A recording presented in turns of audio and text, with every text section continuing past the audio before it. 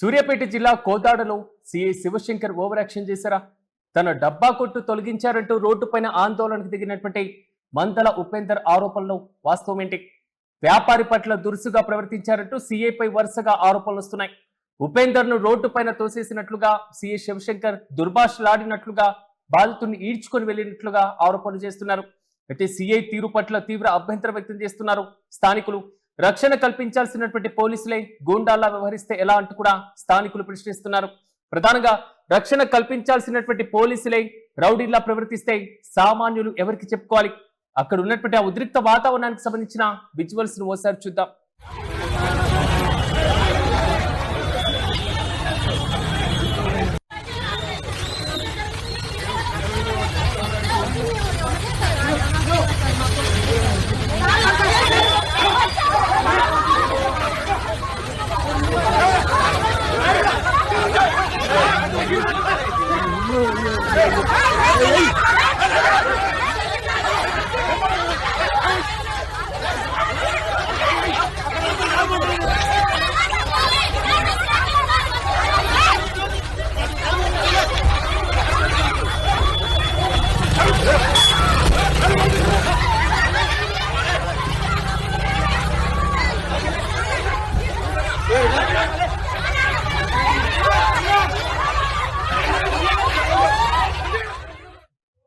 నల్గొండ జిల్లా కోదాడలో శాంతి భద్రతలను పరిరక్షించాల్సినటువంటి ఓ పోలీసు అధికారి వీధి రౌడీలా ప్రవర్తించినటువంటి తీరు స్థానికంగా కలకలం రేపుతుంది.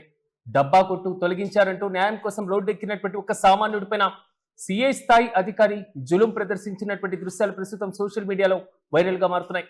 ఒకసారి డీటెయిల్స్ ని మనం పరిశీలిస్తే, కోదాడుకు చెందినటువంటి మందల ఉపేందర్ అనేటువంటి వ్యక్తి తన డబ్బా కొట్టును నిబంధనలకు విరుద్ధంగా తొలగించారంటూ నిరసనకు దిగారు.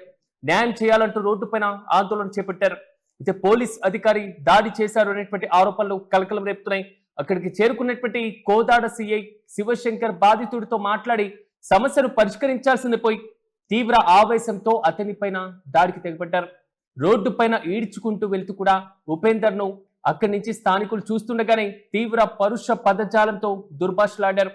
అంతటితో ఆగకుండా బాధితుడిని అమానుషంగా ఈడ్చుకెళ్లాడు.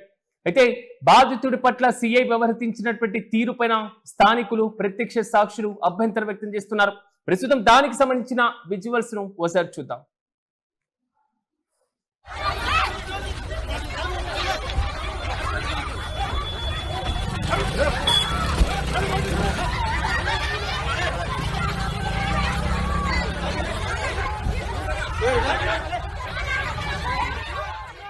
కానీ అక్కడ ఆ వ్యక్తిని లాక్కొని ఈడ్చుకొని తీసుకొని వెళ్తున్నటువంటి తీరును ఒకసారి మనం చూడొచ్చు. శాంతి భద్రతలు కాపాడాల్సినటువంటి పోలీసులే గూండాల వ్యవహరిస్తే ప్రజలకు రక్షణ ఎక్కడ ఉంటుంది? మరి ముఖ్యంగా ఒక సామాన్యుడు తమ జీవనాధారాన్ని కోల్పోయి ఆవేదనతో ఆందోళన చేస్తుంటే అధికారాన్ని అడ్డు పెట్టుకొని దాడికి తెగపడ్డం సర్వత్రా విమర్శలకు కారణం కదా. ప్రజాస్వామ్యంలో నిరసన తెలిపేటువంటి హక్కు ప్రతి ఒక్కరికి ఉంటుంది. ప్రశ్నించేటువంటి హక్కు అందరికీ ఉంటుంది. మరి ఈ ఘటనపైన ఉన్నతాధికారులు ఎలాంటి చర్యలు తీసుకుంటున్నారు? కోదాడలో చోటు చేసుకున్నటువంటి ఈ ఘటన ఇప్పుడు పోలీసుల వ్యవహార శైలిపైన తీవ్ర చర్చకు, రచ్చకు దారితీస్తుంది. ఒక డబ్బా కొట్టు తొలగించారంటూ రోడ్డుపైన ఆందోళన దిగినటువంటి మందల ఉపేందర్ అనేటువంటి వ్యక్తి ఆ వ్యాపారితో సిఐ శివశంకర్ దురుసుగా ప్రవర్తించారు అనేటువంటి ఆరోపణలు రావడం యూటీవీ స్క్రీన్ పైన విజువల్స్ లో మనం చూసుకోవచ్చు. దీనికి సంబంధించినటువంటి దృశ్యాలు ప్రస్తుతం సోషల్ మీడియాలో విపరీతమైనటువంటి వైరల్ కావడం, స్థానికులు కూడా దీనిపైన ఆగ్రహం వ్యక్తం చేస్తున్నారు, అభ్యంతరం వ్యక్తం చేస్తున్నారు. సూర్యాపేట జిల్లా కోదాడలో చోటు చేసుకున్నటువంటి ఈ ఘటన అసలు పోలీసుల వ్యవహార శైలిపైన పదే పదే ఒక రచ్చకు, చర్చకు కూడా దారితీస్తున్నాయి. పోలీసులకు చట్టాన్ని అమలు చేసేటువంటి అధికారం ఉంటుంది. కానీ అధికారం అంటే ఎదుటి వారిని అవమానించేటువంటి హక్కు కాదు. ఒక సామాన్యమైనటువంటి వ్యాపారి రోడ్డు పైన సమస్యను చెప్తున్నప్పుడు అతని మాట వినడం, సమస్యను సంబంధిత అధికారుల దృష్టికి తీసుకొని వెళ్ళడం, అతని ఆవేదన వినడం కూడా పోలీసుల ప్రాథమిక వ్యవస్థకు సంబంధించిన బాధ్యతే కదా. చట్టాన్ని ఉల్లంఘిస్తే చర్యలు తీసుకోవచ్చు, కానీ చర్య తీసుకునేటువంటి విధానంలో కూడా మానవత్వం ఉండాలి, సమన్వయం ఉండాలి, సంయమనం ఉండాలి, గౌరవం ఉండాలి.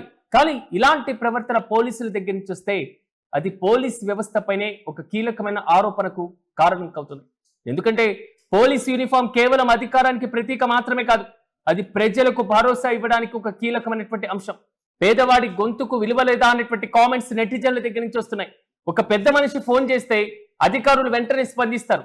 ఒక సామాన్యుడి రోడ్డు పైన నిలబడి తన సమస్య చెప్తే మాత్రం అతడి సమస్యను సమస్యగానే చూస్తారా? అతను అసలు పట్టించుకుంటారా? ఇలాంటి అనేక ప్రశ్నలన్నీ కూడా తెర మీదకి వస్తున్నాయి. ఉపేందర్ తప్పు చేసి ఉంటే చట్ట ప్రకారం చర్య తీసుకోవాలి. కానీ తప్పు చేశావని చెప్పడానికి ముందు నీ సమస్య ఏంటి అని కనీసం అడగడం మానవత్వం కదా? సీఏ దగ్గర నుంచి కనీసం ఆ ప్రశ్న అయినా వచ్చిందా? ఒక చిన్న డబ్బా కొట్టు వెనుక ఒక కుటుంబ జీవనాధారం ఉండొచ్చు, ఒక కుటుంబం యొక్క జీవనం ఉండొచ్చు, ఆ వ్యాపారి సంపాదనతో పిల్లల చదువులు, ఇంటి ఖర్చులు అన్ని నడుస్తూ ఉంటాయి. కానీ అధికారులకు అది ఒక ఆక్రమణగా కనిపించవచ్చు, కానీ ఆ వ్యక్తికి అదే జీవనాధారంగా మారొచ్చు. అందుకే చట్టం అమలు చేసేటప్పుడు సమస్యను మాత్రమే కాకుండా దాని వెనుకున్నటువంటి మనిషిని కూడా చూడాలంటారు. ఒక పోలీస్ అధికారి తప్పుగా మాట్లాడితే అది కేవలం అతని యొక్క ప్రవర్తనతో ముగియదు, అది మొత్తం పోలీస్ వ్యవస్థ పైనే పడుతుంది. ఎందుకంటే ప్రజలు ఒక్క అధికారిని చూసి మాత్రమే కాదు, యూనిఫామ్ ని చూసి నమ్మకాన్ని పెంచుకుంటూ ఉంటారు. ఇలాగ పోలీసులు వ్యవహరిస్తున్నటువంటి తీరు పైన మాత్రం నెటిజన్లు మండిపడుతున్నారు. అందుకే పోలీసుల పైన వచ్చేటువంటి ఆరోపణలను తేలిగ్గా తీసుకోకూడదు. అదే సమయంలో ఆధారాలు, పూర్తి వివరాలు తెలియకుండా ఎవరిని దోషిగా తేల్చడం కూడా సరికాదంటున్నారు. మొత్తం మీద ఈ ఘటన పైన ఉన్నతాధికారులు పూర్తి స్థాయిలో విచారణ జరిపి నిజానిజాలు బయట పెట్టాల్సినటువంటి అవసరం ఎంతైనా ఉంది. తప్పు ఎవరిదైనా చట్ట ప్రకారమే చర్య ఉండాలి.